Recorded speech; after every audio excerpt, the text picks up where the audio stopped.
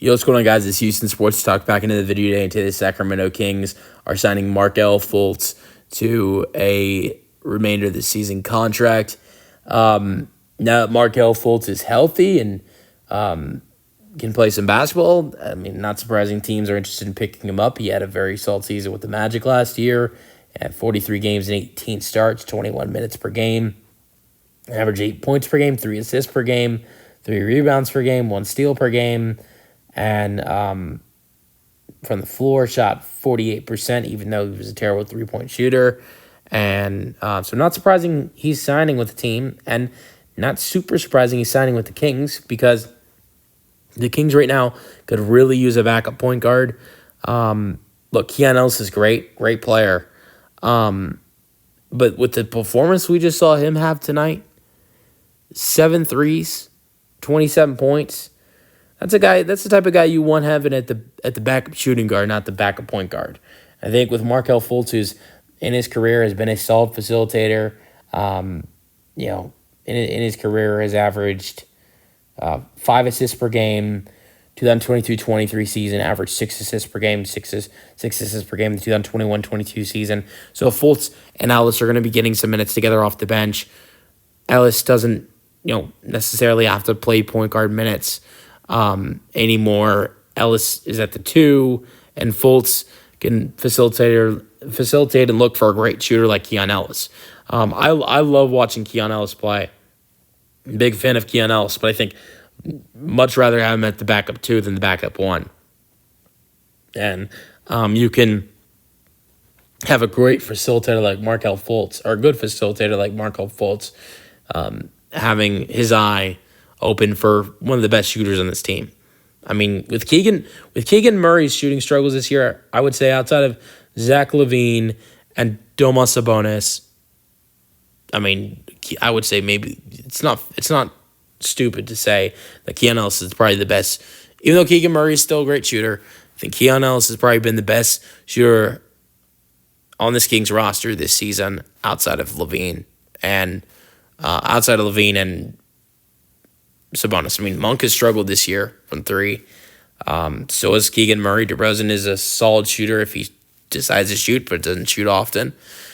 Trey Lyles is a solid shooter, but so Ellis has been pretty good this year, and I think he definitely showed some great 3-point shooting last night with 7 threes. Great game for him. The Kings don't beat the Pelicans without Ellis, but now you could have him more as the backup point guard. The backup shooting guard and the backup point. I mean, he doesn't have to run the backup point if he's getting minutes with Malik Monk. But if Malik Monk is off the floor and you got Ellis, and Devin Carter doesn't really get a lot of minutes, and if Devin Carter isn't getting a lot of minutes with them, recently just trading Jordan McLaughlin. I mean, so there's not a lot of options at backup point guard for this team if it's not Keon Ellis. And so now with adding in Markelle Fultz, you have that option. You have that backup point guard, and I think it's a solid addition. Like the 2022-23 season, he was more of a starter. Like last year, he was like it was like half and half. He was halftime starting, sometimes was coming off the bench. But like 2022-23 season, he was a starter. Didn't get a lot of minutes. I mean, I got a solid amount of minutes. 29 minutes per game for starters, solid. 60 games and started in all 60. 14 points per game, 6 assists per game, 2 steals per game, 4 rebounds per game.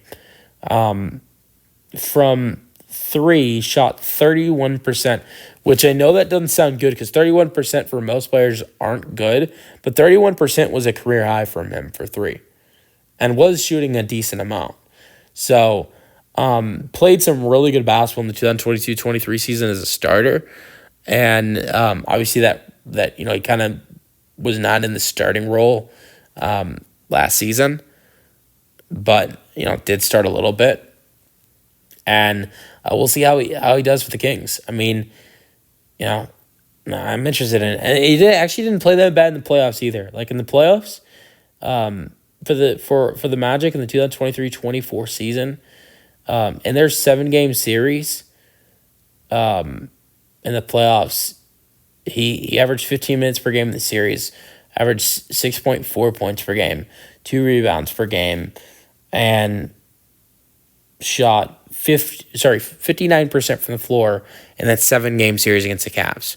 So, and they right now the Kings are a top 10 seed in the Western Conference. They're the 9 seed and would host the Golden State Warriors in the play-in again, and so that would be big for their team to have a nice player off the bench, Markelle Fultz.